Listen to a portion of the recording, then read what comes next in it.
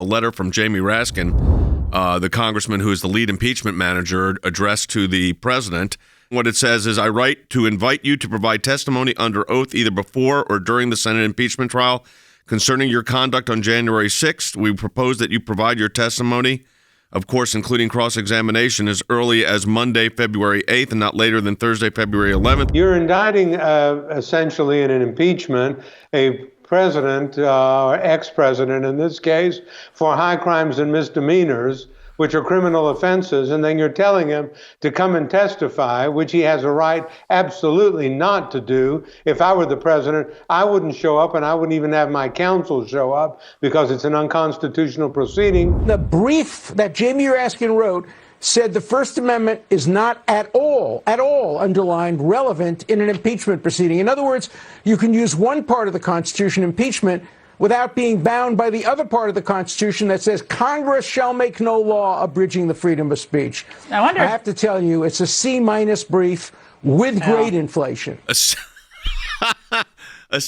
brief with grade inflation. The First Amendment gives us and ensures us the right of free speech. The president exercised that right. At least this is what the defense says. Okay? Then you turn around and you look at the rest of the Constitution, which says that you shall not be compelled to be a witness against yourself.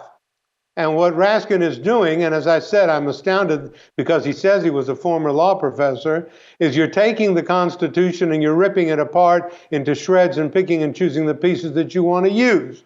You're telling him that you want him to appear and testify. Okay, well, first of all, in a case that is quasi-criminal, which is what this is, high crimes and misdemeanors, you can't call the defendant as a witness.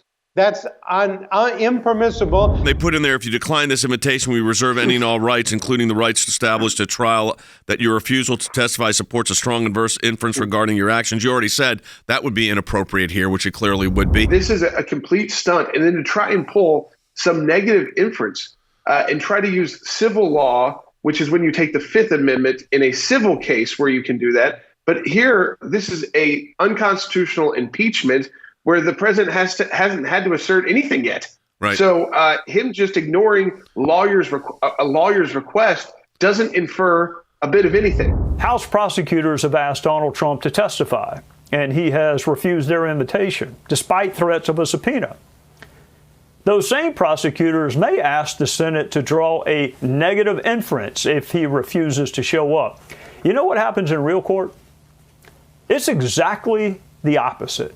Prosecutors cannot comment on the silence of a defendant in real court, and if you do, not only will you lose your case, you might lose your law license. The president's counsel, David Schoen and Bruce Castor, responded, we're in receipt of your letter, the latest publicity relation stunt, that's what they call it. As you certainly know, there is no such thing as a negative inference in this unconstitutional proceeding. They're saying if you don't come up, it's going to be it's like a negative inference, like you're admitting it.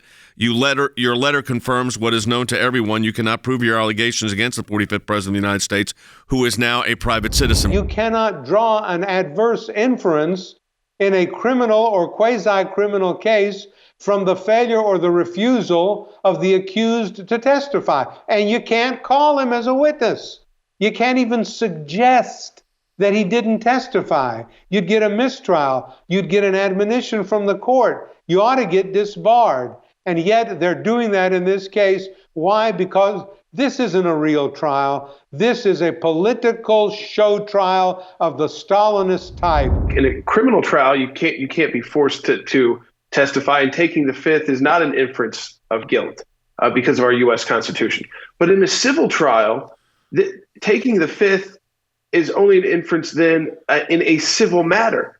And that's if you're allowed to even call witnesses, which in this trial has not been made clear. And in fact, they say they want this to be done quickly.